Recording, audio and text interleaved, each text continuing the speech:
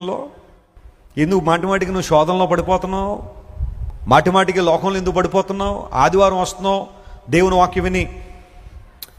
ఈ రోజు నుండి కొంచెం గట్టిగా నిలబడాలండి ప్రభు కోసం. నేను ఈరోజు నిర్ణయం తీసేసుకున్నానండి. అంటున్నావు మళ్ళీ సాయంకాలం వెళ్ళిపోయి సినిమాలో దూరుతున్నావు. నువ్వు మళ్ళీ సాయంకాలం వెళ్ళిపోతే మరలా త్రాగుబోతుల గృహాల్లో దూరుతున్నావు.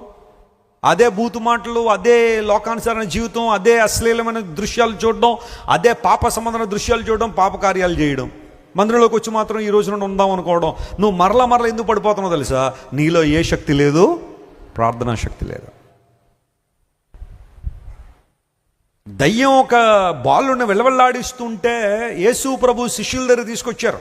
ముందు బాబు మీరు యేసు ప్రభుతో తిరుగుతున్నారు కదా, ఆ పవర్ ఎంతో కొంత మీలో కూడా ఉండుంటుంది కదా, కొంచెం మా వాడిని బాగు చేయంటే మొత్తం శిష్యులందరూ వరుసగా నిలబడి ఆడి మీద చేతులు వేసి రకరకాల ప్రయత్నాలు చేశారు. కానీ ఒక్కడి వల్ల అవలా. యేసు ప్రభు వచ్చారు. వచ్చిన తర్వాత ఆయన గద్దించగానే దయ్యం ఏమైపోయింది? పోతే ఇప్పుడు బహుశా శిష్యుల్లో పైకడగపోయిన లోపల ఆయనకి ఎందుకు ఇలా లోబడుతున్నాయి, మనం ఎందుకు ఇలా బోర్లా పడిపోతున్నాం మాట్లాడితే అంటే అప్పుడు యేసు ప్రభు ఏమన్నారో తెలుసా? ఇది కేవలం ఉపవాసం వలన మాత్రమే సాధ్యం.